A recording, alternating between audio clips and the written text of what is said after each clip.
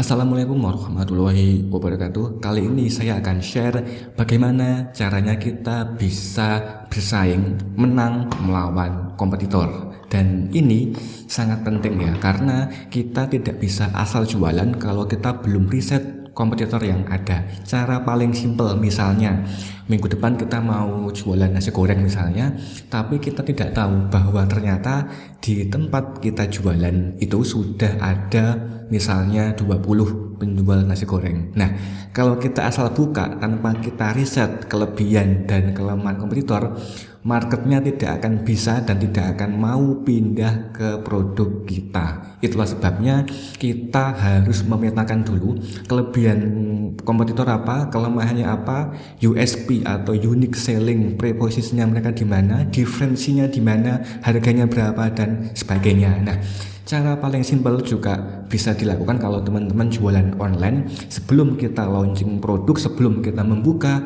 bisnis pertama kita di online, kita juga harus melakukan riset kompetitor. Dan ada 6 strategi yang bisa kita aplikasikan untuk bisa bersaing dan menang melawan kompetitor. Nah, kita langsung saja masuk ke contohnya ya. Jadi jika kita jualan tas kulit misalnya, tas kulit asli, kita mau jualan di Shopee misalnya minggu depan. Kemudian kita akan melakukan riset dulu, kira-kira kompetitor tas kulit asli di Shopee itu berapa banyak dan berapa besar. Berarti kita harus buka dulu shopee.co.id.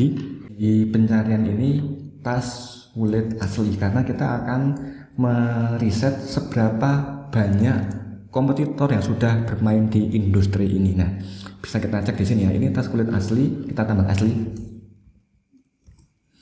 Nah, di sini kita bisa mengecek seberapa banyak dan seberapa besar pemain bisnis ini di Shopee. Di sini kita bisa cek ya. Kita sortir yang paling laris di sini karena kita mau tahu market itu sukanya produk yang seperti apa. Kemudian ini yang sudah terjual banyak, ini kita klik dulu di sini. Lalu kita bisa klik di sini juga.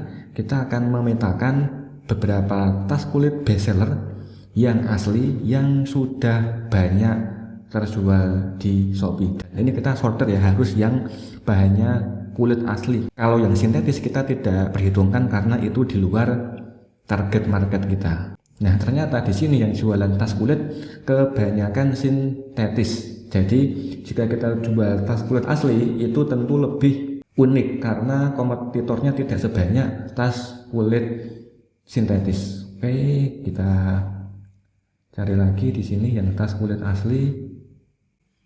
Kita akan ambil beberapa contoh ya, bisa 5 dulu. Nanti teman-teman bisa survei kompetitor, semakin banyak berarti nanti data yang kita kumpulkan semakin valid. Ini saya ambil contoh dulu 5. Nah, setelah kita buka kompetitor yang sudah bermain di industri ini, kita bisa menyimpulkan beberapa kelebihan dan kelemahan mereka. Jadi udah saya buatkan di Excel. Nanti teman-teman bisa download ya, saya kasih linknya di bawah ini. Nah, jadi kita data dulu kompetitornya untuk di industri yang mau kita riset itu ada berapa. Bisa kita data itu minimal 10. Nah, semakin banyak datanya kita bisa lebih mudah mengambil keputusan tentang produk apa yang akan kita luncurkan untuk mengalahkan produk-produk mereka. Jadi di sini ada 6 yang akan kita data. Kelebihannya apa, kemudian kekurangannya apa, kemudian USP atau keunikan atau nilai tambah produknya apa, kemudian review pelanggan yang sudah beli di tempat mereka seperti apa, kemudian kita cek harganya berapa, dan kita cek sebaran promosi mereka itu sudah di media apa saja. Nah, contoh ya, ini kita mau data misalnya tadi kita sudah riset 5 kompetitor di sini. Oke, ini yang pertama, misalnya ini brandnya Raven Leader di sini. Ternyata ini tasnya tas handbag saja dipegang tapi tidak bisa dijadiin selempang. Nah, teman-teman bisa menciptakan produk ini yang dimodifikasi bisa ada tali selempangnya. Jadi nanti bisa dilepas talinya, bisa dipakai sebagai handbag dan sebagai tas selempang multifungsi yang bisa kemungkinan mengalahkan produk sejenis ini dengan harga yang tidak jauh beda. Nah, kita cek di sini reviewnya seperti apa. Nah, ini harganya gokil, berarti harganya cukup tinggi menurut dia. Build quality-nya bagus, rekomend sekali, bla bla bla. Oke, nah ini loh, dapat bonus dompet STNK. Artinya harga segini dia bisa memberikan value bonus, walaupun dia tidak menjanjikan tapi dia ngasih bonus. Akibatnya reviewnya juga bagus. Kita cek lagi di sini. Original, keren dan bagus, harga sepadan. Oke, packingnya juga aman, berarti harus packing yang aman, yang bagus, yang eye catching agar bisa bersaing dengan produk yang sejenisnya. Nah, ini dapat bonus gantungan kunci. Nah, ini sudah ketemu beberapa clue ya. Jadi penjual ini dia menjual tas kulit asli, packingnya aman, bagus, dan setiap pembelian ada bonusnya, walaupun dia tidak mencantumkan bonus di sini. Artinya ya, teman-teman mau lebih meningkatkan penjualan, teman-teman bisa menulis belak-belakan di sini, langsung aja bonus apa langsung disebutkan, sehingga jika nanti ada dua produk yang sejenis, satu tanpa bonus, yang kedua ditulis ada bonusnya, otomatis orang akan lebih membeli yang ada bonusnya karena sudah dijanjikan di awal. Dan toko ini dia memberikan bonus tapi tidak disampaikan di awal. Nah, kalau disampaikan bisa lebih meningkatkan konversi penjualan. Oke, yang pertama itu. Yang kedua kita cek lagi di sini. Nah, ini terjualnya oke, banyak, 10.000 plus, 10.000 plus ya. Ini jualnya waist bag. Nah, ini ternyata bukan kulit asli, dia sintetis. Tapi jika model ini ternyata penjualannya banyak, kita bisa melakukan inovasi dengan model yang hampir sama, kita mengganti bahannya. Yang ini sintetis, kita jual yang bahannya kulit asli, karena ternyata model seperti inilah yang disukai market. Buktinya apa? Buktinya sudah terjual 10.000. Nah, ini bisa create produk waist bag yang bahannya kulit, yang harganya mungkin range-nya antara segini.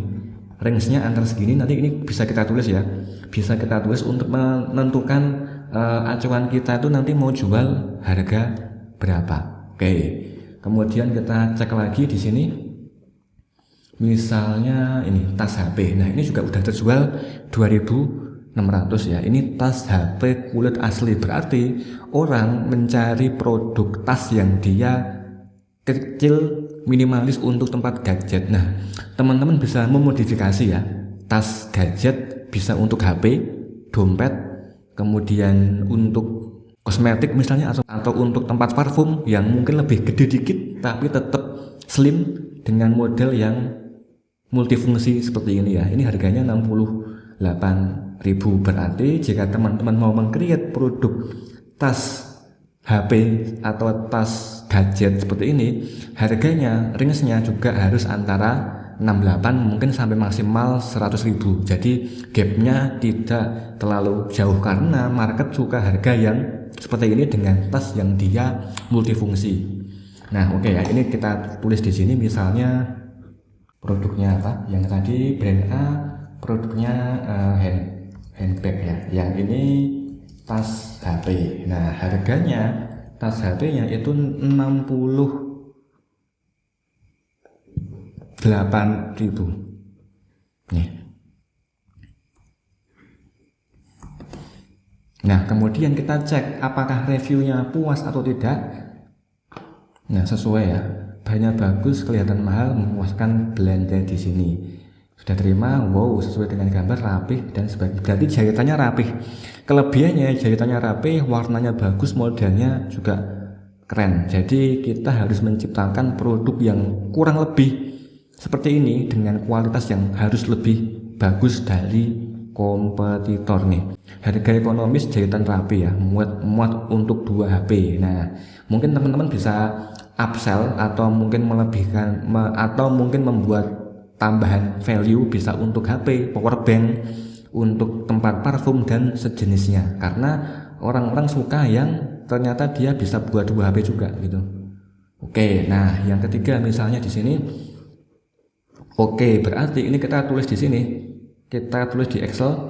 misalnya tas HP ya, warnanya keren, jahitan rapi, kemudian bisa buat 2 HP. Berarti dia walaupun slim tapi ternyata masih muat untuk 2 HP.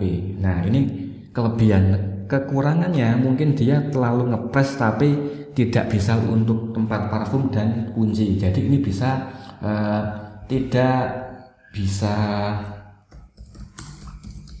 tidak muat. Nah, tidak muat untuk tempat kunci dan parfum misalnya ya. Jadi nanti teman-teman bisa memodifikasi kekurangan-kekurangan kompetitor itu menjadi produk baru yang value-nya lebih dengan harga yang tidak jauh beda.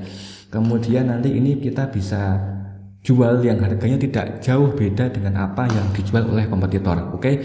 Nah, kita lanjut lagi ke sini, misalnya ada nih ya, tas wanita kulit sapi. Oke, nah ini ternyata market suka yang dia multifungsi, jadi bisa untuk clutch atau dipegang dan juga bisa untuk selempang multifungsi. Jadi teman-teman bisa menciptakan produk yang juga multifungsi atau mungkin triple fungsi ya. Mungkin nanti selempangnya bisa dari depan atau mungkin dari belakang, jadi ada 2 mungkin misalnya, dan juga bisa dijadikan untuk clutch. Modelnya juga ternyata seperti ini, dia tebal agar bisa menampung banyak barang. Nah, kita cari kelemahannya di sini apa? Model jahitannya dia benangnya tipis. Nah, benangnya tipis. Kalau teman-teman mau membuat dengan produk yang sejenis, teman-teman bisa mengupgrade kualitas talinya menjadi jahitan yang lebih tebal, lebih kokoh bisa. Jadi nanti kita meng-create inovasi produk yang tidak dimiliki oleh konsumen. Kemudian kita cek lagi di sini.